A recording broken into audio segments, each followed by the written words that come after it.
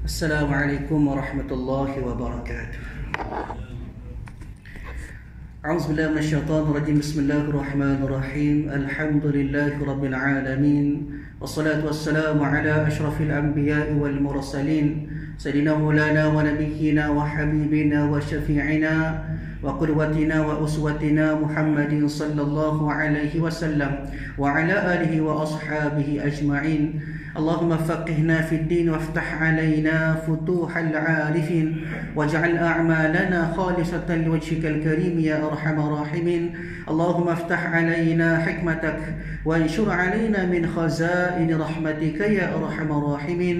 رب اشرح لي صدري ويسر لي أمري واحلل عقدة من لساني يفقهوا قولي والحمد لله رب العالمين آمين. قال المصنف رحمه الله تعالى ونفعنا وإياكم بعلومه في الدارين آمين. Alhamdulillah, pertama dan selamanya marilah sama-sama kita rafakkan, kita panjat setinggi-tinggi kesyukuran kita ke hadrat Allah Subhanahu wa taala, kerana pada malam ini Allah taala masih lagi memberikan kepada kita kesempatan. Allah taala masih lagi memberikan kepada kita dua nikmat yang terbesar, yang itulah daripada nikmat iman dan juga nikmat Islam. Kemudian nikmat-nikmat lain yang Allah Ta'ala beri juga kepada kita, antara lainnya nikmat kesempatan. Bila mana masih ramai lagi sahabat kita di luar sana, masa ni tak tembok lagi. Masa ni kedai kopi lagi, tempat lain lah, tempat kita tak ada kedai kopi masa ni.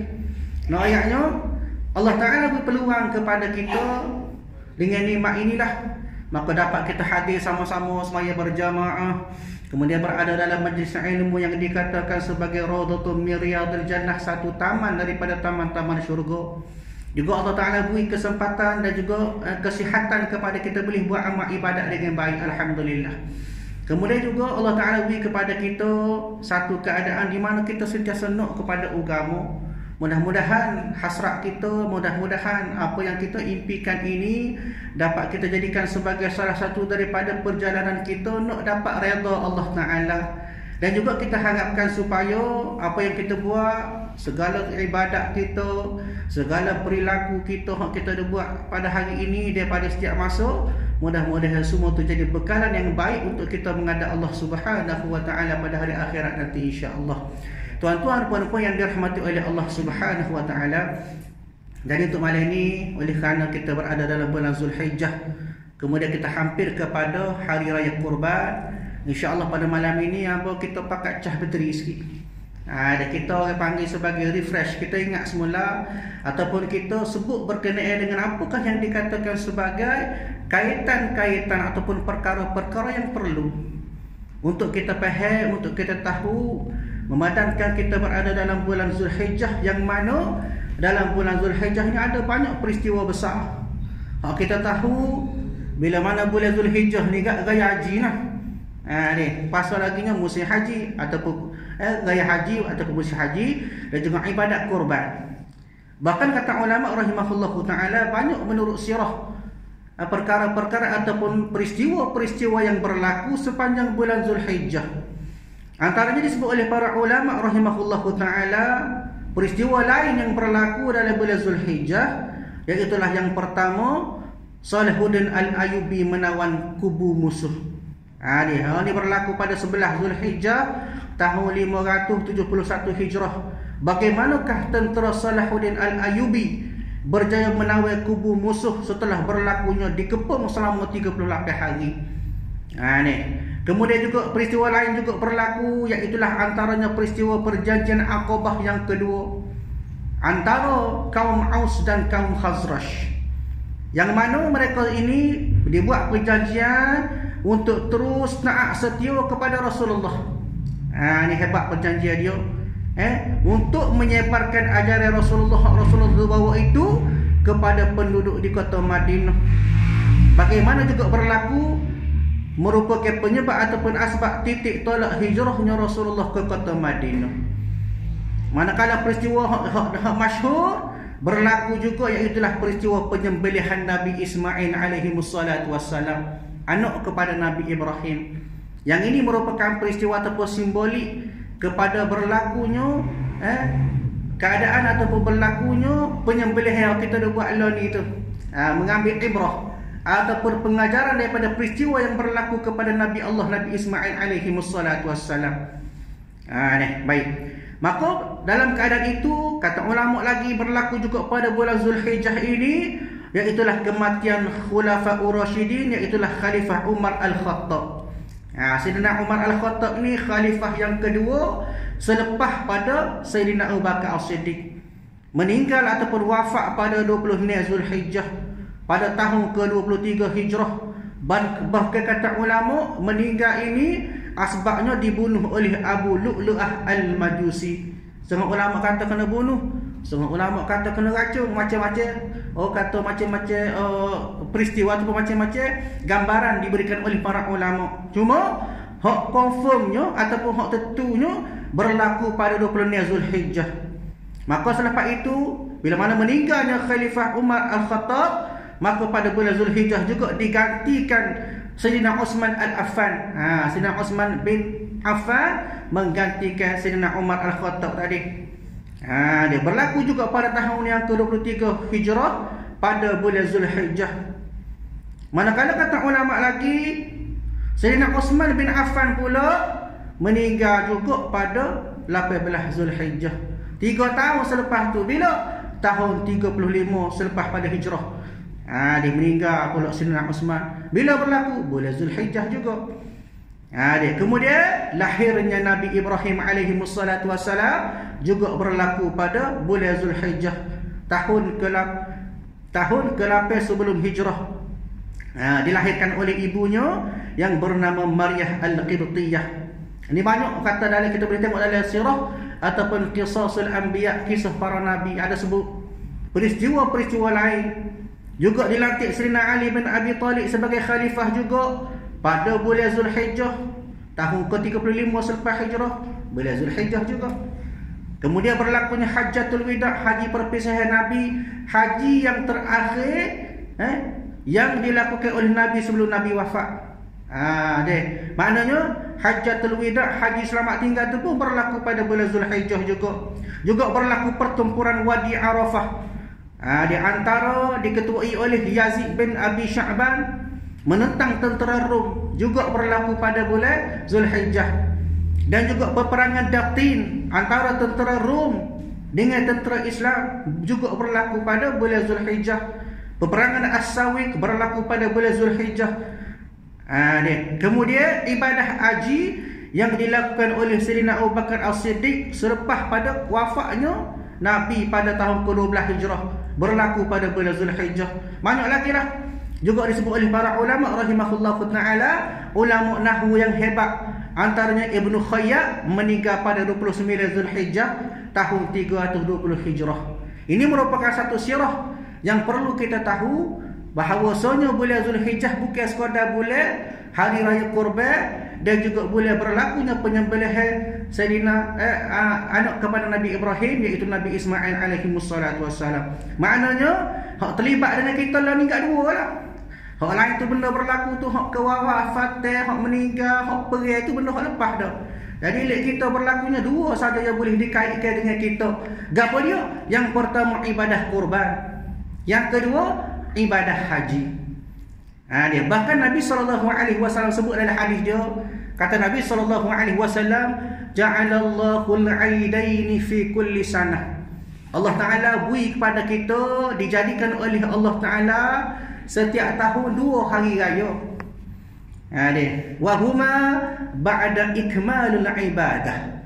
Adapun kedua-dua hari raya ini selepas sempurnanya ibadat kita. Aidil Fitri ba'da ikmalus siyam. Raya hari raya Aidil Fitri lepas pada sempurna ibadat puasa. Wa Aidil Adha ba'da ikmalul hajj. Adapun hari raya Aidil Adha selepas sempurnanya kita melakukan ibadat haji. Ayatnya kedua-dua ini merupakan hari raya Allah Ta'ala beri kepada kita. Dan bila sebut Zulhijjah juga, satu benda ataupun satu mafhum kita, satu benda yang kita faham, mesti haji lah.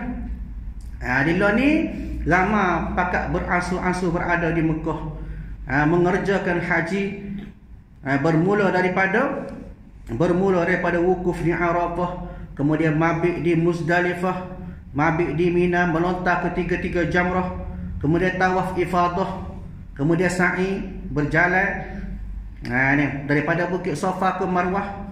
Akhir sekali sebelum balik maka kena tawaf wida. Itu merupakan aturan haji yang mana berlaku pada bulan Zulhijjah. Jadi tuan-tuan puan-puan yang dirahmati oleh Allah Subhanahu wa taala, perlu kita ingat bahawasanya selain daripada peristiwa yang berlaku iaitulah peristiwa haji, maka apa yang mafhum kepada kita iaitulah peristiwa korban lah. Dia bila sampai musim dia agak pakak duk kecek, pakak duk sebut benda ni. Biar kadang-kadang setengah tu betul pada, tak betul pada sebut. Ayatnya benda ni kadang-kadang oleh kerana benda ni sekali setahun. Kadang-kadang kita mudah lupa. Manusia asalnya perkataan nasya. Nasya ni bahasa Arab, maksud dia kita lupa. Ayatnya kena ingat semua. Adapun kata ulama rahimahullahu taala, bila sebut ibadah kurban, iaitulah apa dia? Ibadah sembelihan haiwan ternakan seperti unta, lembu, kambing. Dia berlaku pada hari raya Aidil-Adha bila start daripada 10 Zulhijjah. Kemudian diikuti pada 3 hari tasyrik. 11, 12, 13 Zulhijjah. Apa tujuan dia? Semata-mata nak mendekatkan diri kita kepada Allah. Sembelih, kita buat ibadat kurban semata-mata kita kerana Allah Ta'ala. Jangan kita banyak sembelih. Aku tahun ni 10 ekor lembu aku sore ni. Ni ada perasaan nak tunjuk kau orang canggih. Kenapa? Kerana pengertian ataupun ibadat kurban yang sebenar, tujuan dia sebab apa? Nak mendekatkan diri kita kepada Allah Subhanahu wa taala. Ni maka betulkan niat kita biar ikhlas. Ikhlas biar semata-mata kerana Allah Ta'ala. Bahkan kata ulama rahimahullahu ta'ala, kita nak kepada ibrah biar kita bertepatan dengan peristiwa yang sebenar. Nak kepada pahala besar, kita kena ikut apakah peristiwa sebenar yang berlaku. Bahkan mengikut sirah yang bagaimana telah diceritakan oleh para ulama kepada kita, satu kisah yang berlaku ke atas Nabi Ibrahim alaihimussalatu wassalam. Ulama sebut kepada kita Nabi Ibrahim ini dia ada anak 80 tahun dia kahwin tak ada anak. Dia tak ada anak, tak ada zuriat. Dia tak ada bakal lah kalau kita kak. 80 tahun lama. Dia kita kadang-kadang 3-4 tahun orang tina terus banyak mula nak cari hak lain ni. Kapal lain lah tidak kapal kita. Maknanya tidak ada sifat sopan dalam diri kita. Tapi Nabi Ibrahim 80 tahun selama itulah dia berdoa kepada Allah Ta'ala supaya diberi zuriat kepada Allah Ta'ala kepada dia. Kemudian bahkan kata Nabi, kata ulama sebut, bila mana Nabi Ibrahim ini dalam keadaan dia ni nak kepada seorang zuriat, maka Allah Ta'ala makbulkan doa dia. 80 tahun duk doa, sia malah nak ke zuriat. Sebab itu kita ada zuriat ni jaga molek. Sebab itulah dia doa, kata ulama, sunatkan kita berdoa, Rabbana hablana min azwajina wa dhurriyyatina qurrata a'yun waj'alna lil muttaqina imama. Rabbana hablana, ya Allah ya Tuhanku, jadikanlah kepada kami min azwajina, daripada isteri kami ataupun isteri-isteri kami, wa dhurriyyatina, dan juga keturunan-keturunan kami ni qurratu a'yun, sejuk mata hati kami. Kita tengok wasa sejuk, wasa tenang hati kita. Kenapa? Kerana anak kita juru. Nak kepada apa? Nak kepada didikan kita biar betul-betul kepada Islam. Qurratu a'yun maknanya penyejuk hati kita. Waja'alna lil muttaqina imama. Jadi kalau mereka ini diletakkan sebagai ketakwaan, sebagai benda utama. Anak-anak biar kita didik, biar asuh, biar nak kepada takwa. Ngaji tinggi bagus, tapi hak utama takwa tu lebih penting. Rajin mari masjid, rajin buat ibadat kepada Allah Ta'ala. Sebab apa? Syukur kerana kita ada zuriat. Adapun Nabi Ibrahim 80 tahun dia berdoa kepada Allah Ta'ala, barulah Allah Ta'ala beri zuriat kepada Nabi Ibrahim. Dan itulah siapa dia? Nabi Ismail alaihimussalatu wassalam. Bila mana dalam keadaan itu bukan setakat boleh sorang, tiba-tiba Allah Ta'ala nak uji pula dia. Nak uji kepada Nabi Ibrahim. Lagu mana? Allah Ta'ala hadirkan mimpi kepada Nabi Ibrahim supaya sembelih anak dia Nabi Ismail. Mula-mula kata ulama, pada 8 Zulhijjah, disebut juga sebagai malam tarwiyah. Maka Nabi Ibrahim mimpi. Saat mimpi, dalam mimpi dia tu diberi perintah, wahai Ibrahim, mu kena tunai nazarmu. Maknanya kena sembelih.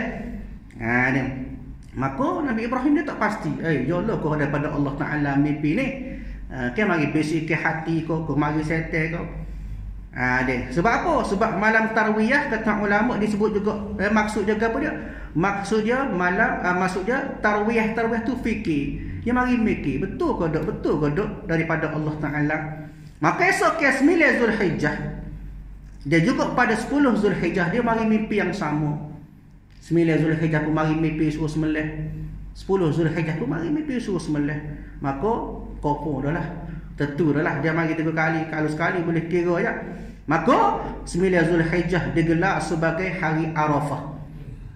Sebab itu kalau duduk Mekah 9 Zulhijjah tu kena duduk di pada Arafah. Sebab apa? Arafah bermaksud pasti, yakin dah bahawa mimpi itu bukan sebarang mimpi, tapi mimpi yang dihadirkan oleh Allah Ta'ala kepada Nabi Ibrahim. Dia sampai kepada 10 Zulhijjah digelar sebagai hari Nahrun. Apa dia maksud dia? Maksud dia bermaksud sembelih. Kenapa? Kerana Nabi Ibrahim tadi yakin bahawa memang Allah Ta'ala memerintahkan kepada Nabi Ibrahim untuk melakukan sembelih tersebut. Dia kalau kita dia dah seorang tu je, tiba-tiba tu dia suruh sembelih. Sayangnya kita. Kenapa? Kerana tak ada lolo dah satu. Tapi Nabi Ibrahim, oleh kerana dia taat kepada Allah Ta'ala, dia terima. Bahkan ulama sebut sami'na wa ata'na. Aku dengar perintah tersebut, dia aku taat atas perintah tersebut. Ayatnya besarnya keimanan Nabi Ibrahim, walaupun terpaksa mengorbankan anak dia sore-sore tu je, tapi dia sanggup. Dia sembelih anak sendiri. Kali ikut hukum adat kak, zalim lah dia. Tapi melihat kepada arahan daripada Allah Ta'ala nak uji dia, maka dia terima juga. Ulama sebut kepada kita, setengah ulama sebut Nabi Ismail pada masa tu umur 7 tahun. Ada ulama sebut 13 tahun, ada ulama sebut 10 tahun. Tapi hak mu'tamad, hak masyhur adalah ketika itu berumur 7 tahun. Dia maka buat peristiwa sembelihan bagaimana disebut dalam Quran, surah Safat. Kerana apa? Kerana ada keimanan Nabi Ibrahim alaihi wassalatu wassalam, maka Allah Ta'ala sebut daripada surah As-Safat ayat 107. Allah Ta'ala kata wa fadainahu bidhibhin azim, kata Allah, dan kami tebuh anaknya itu Nabi Ismail dengan seekor binatang sembelih, iaitulah kibah yang besar. Dia tak kuasa Allah Ta'ala. Seruah bulat-bulat kepada Allah Ta'ala, Allah Ta'ala tolong. Sebab tu nak kepada kita ni seruah kepada Allah Ta'ala. Dia buat segala kerja, buat amal ibadat kita semata-mata kerana Allah Ta'ala, maka ada hikmah dia tu yang nak tunjuk kepada kita. Baik, tuan-tuan yang dirahmati oleh Allah Ta'ala, maka ada pun dari sebut dalam kitab Matla'in Al-Badrain, ada pun hukum udhiyah. Tercerita bab korban. Hukum korban itu ada pun hukum dia sunat muakkadah. Sunat yang sangat-sangat dituntut bagi orang-orang haji dan lainnya. Bukan setakat orang buat haji je. Kita orang tu buat haji pun hukum dia sunat yang sangat dituntut. Dan tiada wajib benda tu, tak jadi wajib. Melainkan apabila dinazarkan dia, bila tukar jadi nazar, bila jadi hukum nazar, maka wajib. Lagu mana? Ni contoh nazar. Seperti katanya bagi Allah atasku bahawa aku perbuat udhiyah dengan ini. Ini kena ingat. Kita bawa lembu, bawa kambing, orang tanya lembu buat apa tu? Lembu ni apa nak buat korban? Kita tahu dah, kita tarik lembu. Kita sedang tarik lembu, kita kata dah lembu ni kita nak buat korban, maka hukum jadi nazar. Sebab apa? Ulama sebut sebab kita ta'yin atas binatang tu. Bila kita kata hak ni hamba nak buat korban, maka jadi nazar. Hak tak lainnya kita ta'yin atas binatang. Tarik kambing, nak buat apa kambing? Nak makan korban, nak buat korban, maka jadi nazar. Bila nazar jadi wajib. Bila buat korban kau orang lain tu, tak boleh dah lah, dah nazar, wajib atas kita. Kena ingat. Kalau nak kata lembu tu apa? Makan raya, tak apa. kena tukar. Jangan jatuh lafaz dia atas lafaz nazar. Ataupun kita lalu padai banyak lembu 10 ekor. Ramai lembu tu, apa lembu? Hak ni yang buat korban dia kata, tapi kita tuju atas lembu mana-mana, maka tak jadi nazar. Sebab apa? Umum. Kalau kita ta'yin atas hak tersebut, maka hukum nazar. Walaupun kita tak pakai tali, hak tu atas ta'yin dia lagu mana, niat dia tu lagu mana. Kadang-kadang kita tak pakai, tapi kita tuju atas tunggu, kita rasa ketu lah lembu, tak boleh juga. Maka kena cermat dah dapat ni, takut jatuh pada nazar. Deh. Ya.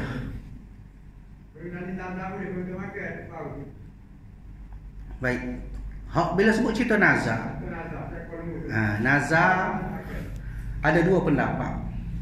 Ada pendapat ihtiyat, ada pendapat yang umumiyah ataupun umum. Ada pun ulama sebut kalau kita nazar nak makan, maka boleh makan. Kalau kita nazar semata-mata, bukan nazar nak makan, nazar semata-mata. Nak sembelih ataupun nak buat nak apa? Nak buat keduri, maka tak boleh.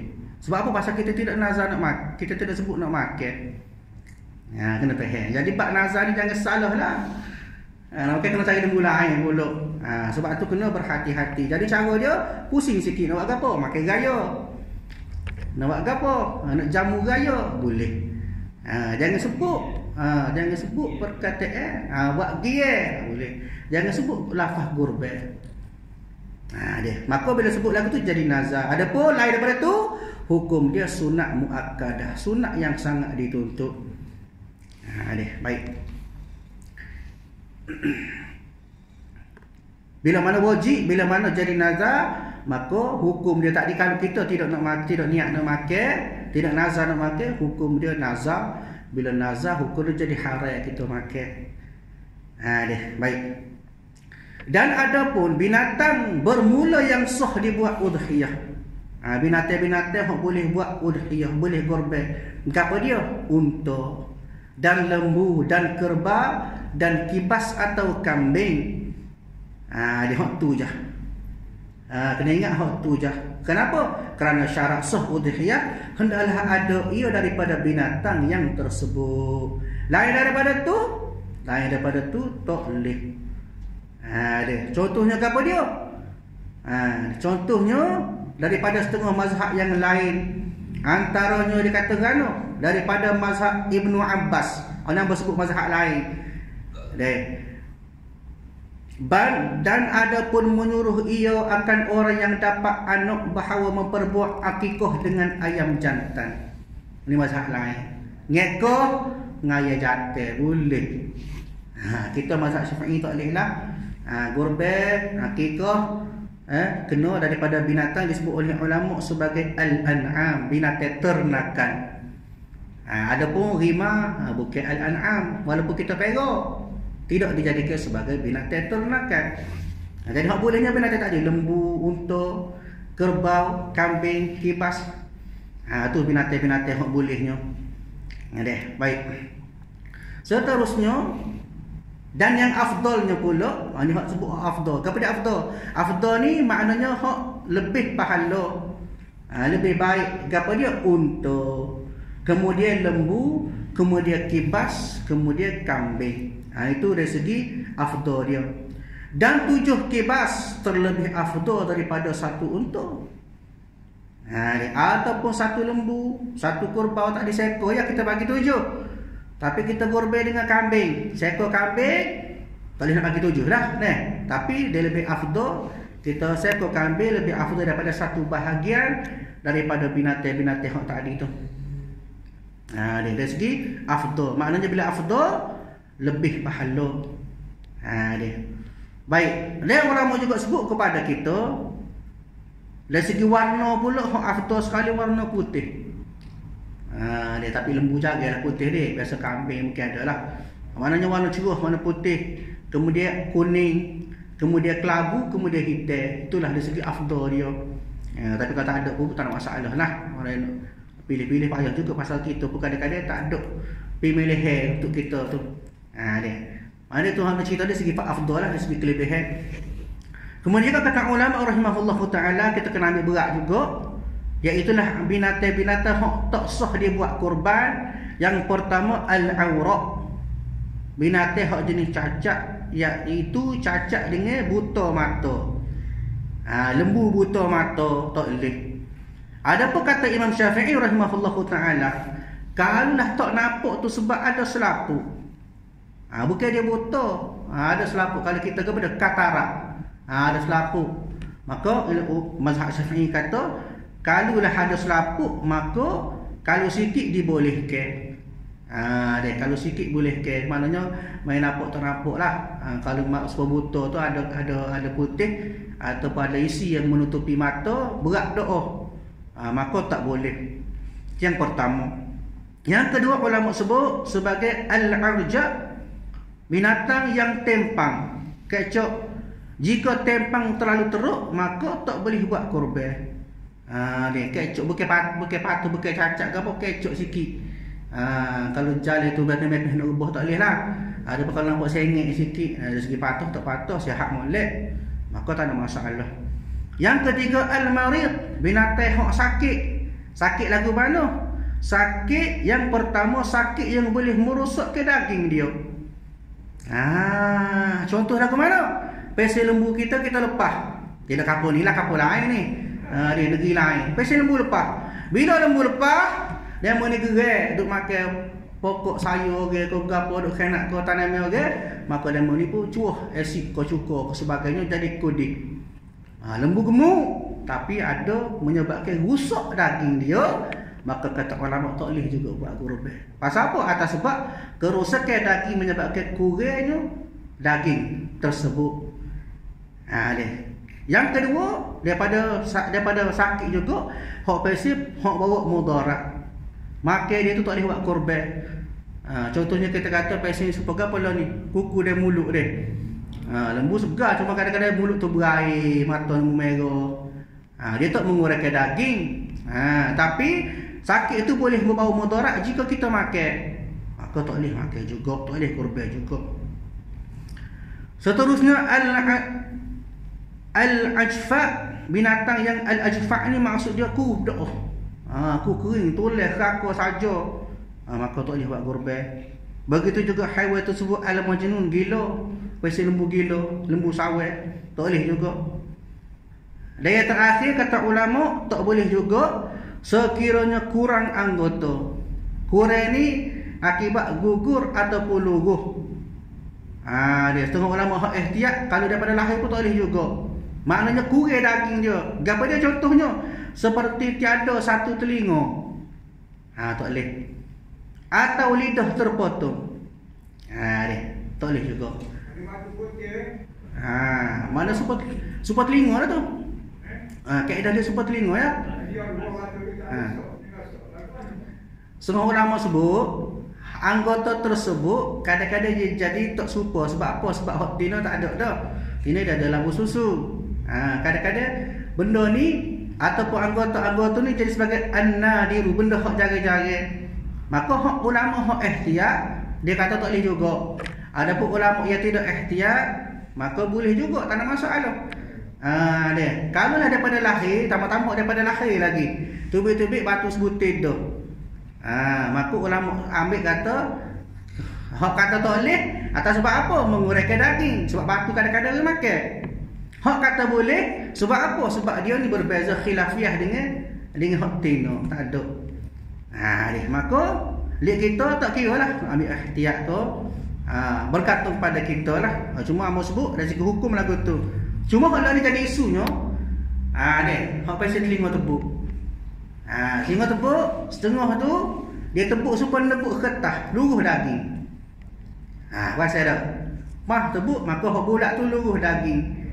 Maka mazhab Syafi'i kata tak boleh. Kenapa?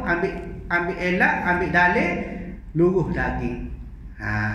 Ada apa kalau pasal iri? Dia tak tebuk dia iri untuk dia cucuk nombor ke di telinga tu dia. Maka dia pun iri, saya tak luruh daging. Maka tu kata boleh. Tak kira lah bila mana mengurangkan daging, maka ulama sebut tak boleh. Walaupun sikit. Kadang-kadang hak tak tak ada masalah. Dia ambil lah selagi cukup sifat ke apa dia. Maka hak ni ceritanya tiap cuma dia. Baik. Dia kata ulama rahimahullahu taala disebut lagi dia berkenaan dengan kurban ataupun ni lagi ibadat ni lagi. Maka ada pun jika nak berkongsi, dibolehkan berkongsi 7 bahagian. Berkongsi harta untuk sembelih seekor unta atau lembu, kerana ada hadis dia. Hadis Nabi satu ketika dia pakat ramai-ramai, dia korban dengan Rasulullah. Maka pada tahun Hudaybiyah itu seekor unta dengan 7 orang. Ini dalil dia. 7 orang pakat beli seekor lembu nak korban, maka boleh. Ini zaman Rasulullah dia buat dah. Dia begitu juga zaman Rasulullah beli unta bagi 7 orang pun boleh. Ada pun kambing tak boleh. Dia kambing tak boleh lah. Baik, itu adalah persoalan berkenaan dengan korban. Kemudian juga kita kena faham juga berkenaan dengan ibadat sunat orang yang berkorban. Ada pun bagi orang lelaki sunat dia sembelih sendiri. Kalau pandai lah. Dia kalau pandai sunat ni boleh pahala. Ada pun perempuan pula sunat wakil kepada lelaki. Dia untuk apa? Untuk korban, untuk sembelih itulah. Bahkan begitu juga kita melihat bahawasanya Nabi sebut kepada kita, orang yang berkorban ini bukan setakat niat sunat dia tengok titik darah yang pertama. Kita boleh niat start daripada titik darah mula-mula sampai habis darah tu, boleh niat sepanjang tu. Tapi titisan darah yang pertama sunat tengok. Jangan mari kita baru sembilan dah titik tak baru sampai. Sebab lahirlah, sebab kita bangun tunggu awal lagi. Ini ayatnya dari segi pahala sunnah ni dapat pahala yang besar bila mana kita start daripada titisan darah yang pertama hingga habis darah mengalir, kita tengok. Dia. Ya je, sila.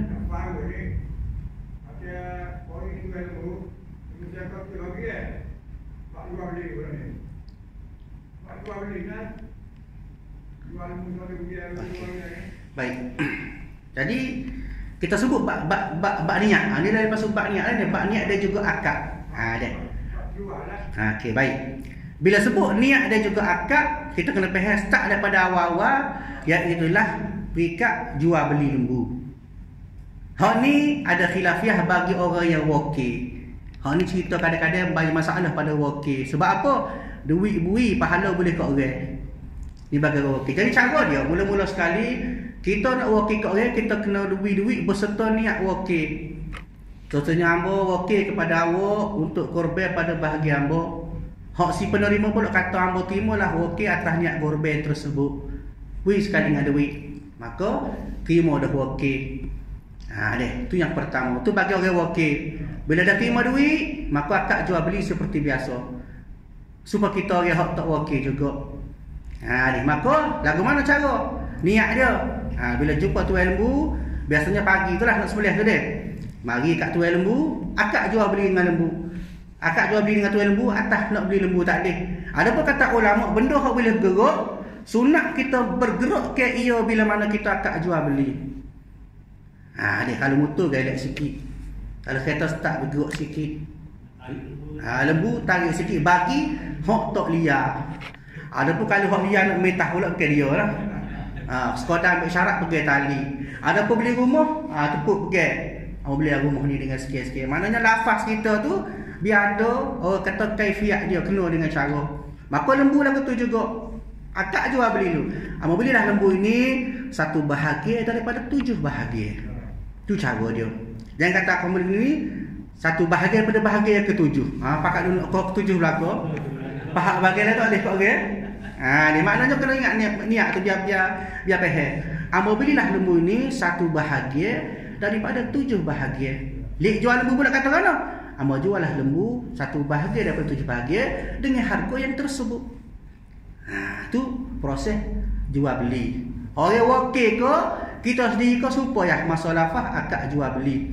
Seterusnya lepas selesai jual beli, kalau dah tuan lembu tu sembelih sendiri lembu dia, wakil suruh sembelih selalu. Wakil ke tuan lembu untuk sembelih pada bahagian hamba. Kalau jenis tidak tuan dia sembelih, orang hak suku sakat mari. Wakil lah. Ada setengah tu kata kan, nak sembelih dah ni wakil kamu lah ke dia? Kita pun, hamba wakil bahagian hamba. Soh dah tu. Dia siapa lagu tu cara, biar cerak molek. Bila dah okey kerja, maka dia pun sembelih. Maka masa sembelih itulah titisan darah yang pertama hinggalah darah tu berhenti mengalir, masa itulah kita niat. Hak kita niat, hak kita terima wakil tadi pun niat terima wakil lah, jangan niat kita orang bayar dah kita. Niat wakil inilah kurban yang sunat atas sikit ataupun inilah kurban yang diwakilkan atas hamba, nama sikit siapa dia tuai dia. Begitu juga mengekoh, inilah akikah yang sunat bagi sikit. Lagu tu. Selesai niat lagu tu kan? Selesai lah. Tu kaedah dia. Kena faham. Ni kadang-kadang orang wakil kita niat boleh kita, pahala boleh kita. Dia lagi makin lagi lah. Yang benda ni kadang-kadang satu benda yang perlu kita ambil berat. Kita sipir bukan main lagi kita menabung taruh duit nak korban, tiba-tiba pahala boleh korek. Begitu juga kadang-kadang kerana sikap kita cuak tak niat. Orang dah gugur sembelih pada tu ke sembelih tu niat belakang kita buat tak tahu, kelipah niat dok, maka saja boleh makan daging sajalah. Dia kena faham molek. Itulah pakcik. Dia pandai.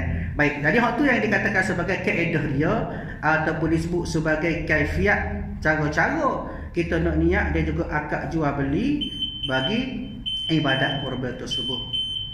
Beberapa perkara lagi yang sebut sini, iaitulah yang pertama berkaitan dengan kita hukum kita beri kat orang tu utama ke kafir.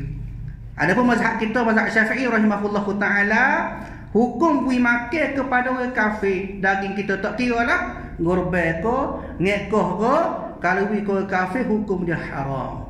Kena ingat boleh. Nak padah tu tengok muka kata ni main padah borong gitu deh. Cina bagi sia bagi tak leh, hukum dia haram. Adapun hak tadi ibadat tadi sah dah. Cukup syarat dah.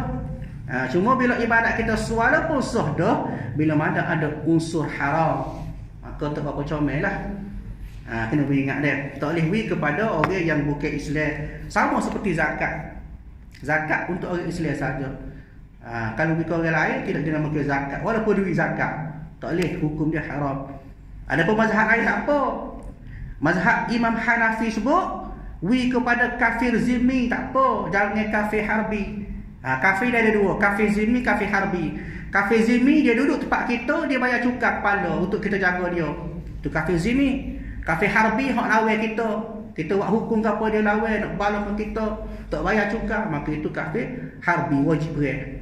Maka ada pun kafir zimmi, mazhab Hanafi kata tak ada masalah, boleh beri. Atas sebab apa? Atas sebab dia menipu, dia bayar cukai jizyah, cukai kepala. Ada pun mazhab Maliki pula, hukum dia makruh beri makan kepada orang kafir. Dia mazhab Hambali, hukum dia harus.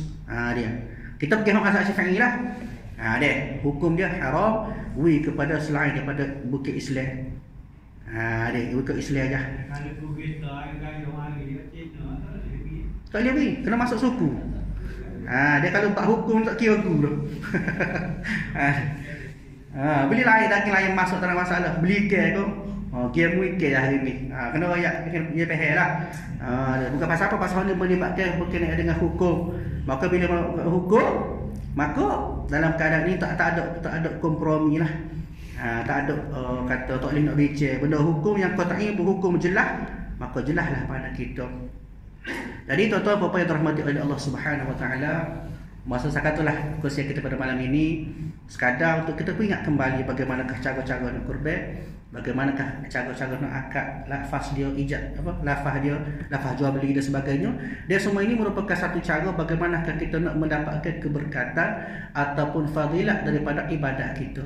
Jangan kita buat ibadat sekadar orang buat kita buat, sedangkan tak ada dalam hati kita berkah.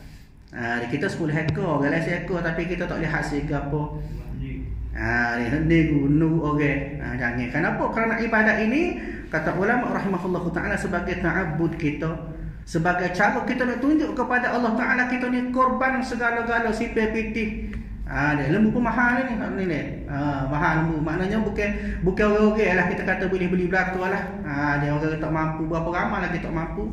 Tapi nanya kita ni sanggup. Kenapa? Karena semata-mata kita nak mengerjakan ibadat kurban. Kita nak ambil ibrah pengajaran daripada para Nabi Ibrahim, Nabi Ismail. Yang paling penting, kita nak kepada jiwa kita bila kita berkorban, menyerahkan pengorbanan kita kepada Allah Ta'ala.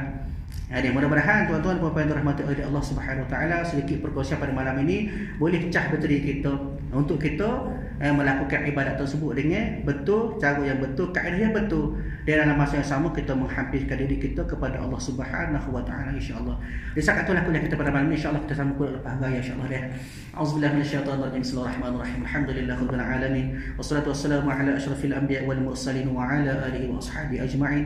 Allahumma inna nas'aluka ridhaka wal jannata wa na'udzubika min sakhatika wan nar. Allahumma innaka 'afuwun karim tuhibbul 'afwa fa'fu 'anna wa 'an walidina wa 'an jami'il muslimina wal muslimat wal mu'minina wal mu'minat bi rahmatika ya arhamar rahimin. Rabbana atina fid dunya hasanah wa fil akhirati hasanah wa qina 'adzaban nar. Wa sallallahu ala sayyidina Muhammad wa ala alihi wa ashabihi ajma'in. Walhamdulillahirabbil alamin. Assalamualaikum warahmatullahi wabarakatuh.